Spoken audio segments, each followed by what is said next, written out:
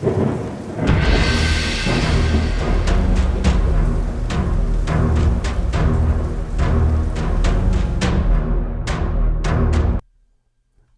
up, Headless Horde? Welcome back to the channel. Today we're talking about The Last of Us Season 2, Episode 1. This is going to be your full recap and breakdown, and at the end I'll be giving out a couple of my small predictions for Episode 2. Now, let's buckle in. Don't forget there will be spoilers. Alright, so we're talking episode number 1, and wow, it hits hard right out of the gate.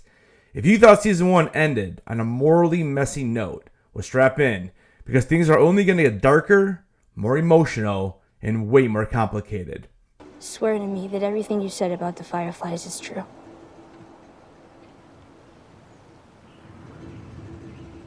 I swear. The episode kicks off with a haunting reminder of the final moments of season 1. Joel's voice echoes as he lies to Ellie about the Fireflies. Now, if you don't remember the exact lie, he basically tells her that the Fireflies told him that there were dozens just like her who had the immunity, so they didn't really need her, and that is the reason why they let them go. But we know what the truth is. Joel killed every last person standing between him and Ellie, including the surgeon prepping for her surgery. A man who turns out to be very important later. We then cut to somebody new, someone we have never seen. This is Abby. Now she's angry, she's broken, and she's out for blood. Her father was the surgeon, the one that Joel killed, and now she's on a mission to find Joel and make him pay. Her team advises against going after him right away, especially since it's been 3 days since the attack. Instead, Abby heads to Seattle to regroup and plan her next move. We then get a time jump of 5 years. We jump forward and land in Jackson, Wyoming. This is a thriving, self-sustaining town where Ellie now lives under Joel's quiet watch. Ellie's growing up. She's training, patrolling, learning to shoot. But she's also distant, emotionally scarred, and still harboring questions about what really happened in the hospital. Now, the town that they are living in right now, this is where Tommy lives, and Tommy is Joel's brother. We met him back in season 1. We then get introduced to a new character. This is Dina. This is Ellie's best friend. She stops by Joel's workshop pretending that she wants to learn about fixing electrical breakers. But really, she just wants to know why Ellie is so cold toward Joel lately. We get glimpses of life in Jackson. Joel is now the head of construction, trying to expand the town for incoming refugees. But behind closed doors, he's seeing Gail, a town therapist, and trading her marijuana for therapy sessions. The conversation is loaded. She mentions to Joel that it is her birthday, and this is the first birthday that she's waking up without her husband. We find out that Gail is extremely upset with Joel because he killed her husband, Eugene. Now, this happened during an outbreak. It implies that Gabriel was probably infected, but Gail still resents him for this. Now, this is a subtle but powerful nod to the video game. Gail then asks Joel the question we've all wanted answered. Did he hurt Ellie? Joel, with all the weight of the hospital massacre on his back, simply says, I saved her. Now, earlier in the episode, we see Ellie practicing with a rifle and a scope. This is Tommy helping her out. Ellie wants to go on patrol, but Tommy wants her to watch the gate.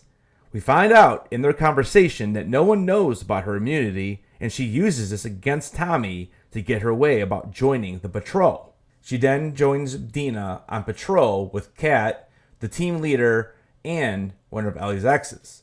We can see in this sequence that Dina definitely has some type of feeling for Ellie, even though Ellie doesn't seem to yet realize this. While on patrol, they banter about a New Year's Eve dance that's happening later that evening. More on that later. They stumble upon a path full of blood, and they decide to trail it. Now, Kat is totally against them moving on. She wanted to go back to report this to Tommy. But Dina and Ellie decide that they're going to continue it anyway. As they get to the end of the path, they see a dead bear with a whole bunch of dead infected around it. They also hear something coming from an abandoned market, so they decide to go ahead and check it out. Inside the market, they take out one of the infected, with Dina being the brains and Ellie being the brawn.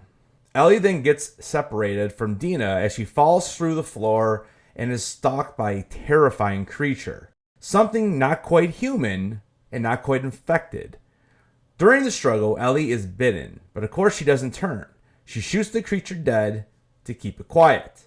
Back in Jackson, Ellie and Dina face Tommy and the council. Ellie insists the creature that she had fought and killed was smart and it even hunted like a human. After asking Dina what she saw, she basically confirmed what Ellie had said. The council does not buy it, and Tommy also does not buy Dina's story when she talks about how she backed Ellie up. Something was not adding up and they know it. After Ellie's back from meeting with the council, Joe checks in on her, trying to mend the distance between them. He asks her if she's going to the dance, and then notices her guitar strings are broken and decides to take the guitar to fix it. A sweet gesture that Ellie coldly rejects. At the dance, Ellie is very awkward, while Dina seems to be the life of the party. The two of them end up on the dance floor, goofing around like kids, until they kiss. But just as the moment turns sweet, an older man named Seth ruins it, telling them the event was a family function and there was no need for that on the floor. As the girls try to walk away, Seth then calls them dykes. Joe comes out of nowhere to defend them, shoving Seth to the floor, but Ellie sees it as violence once again. She snaps, telling Joe she doesn't need him. The emotional wedge between them grows even deeper. Later, as Joe strums the fixed guitar outside her house, Ellie walks past him in complete silence. As Jackson celebrates the final portion of New Year's Eve with laughter and sparklers, a stray spark lands near a sewer pipe, and inside we see it. We see a cordyceps growing. It's alive and it's close. As the camera pans over this pipe, we then see a shot of some people in the woods. This is Abby and her group, and they're headed straight for Jackson. And that's the end of episode 1. A slow burn filled with tension, trauma, and terrifying implication of what's coming next. Now, before we get on out of here, I have 2 predictions for episode 2. My first prediction is, will Ellie confront Joel about the hospital? After everything that has happened on patrol, the strange creature, the bite, the tension with Tommy, Ellie's starting to piece things together. She knows she's different.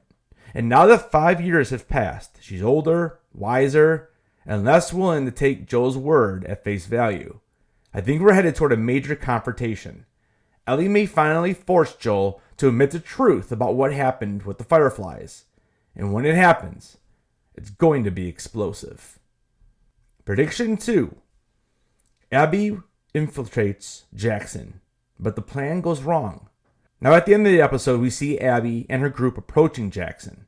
And let's be real, she's not there to make friends.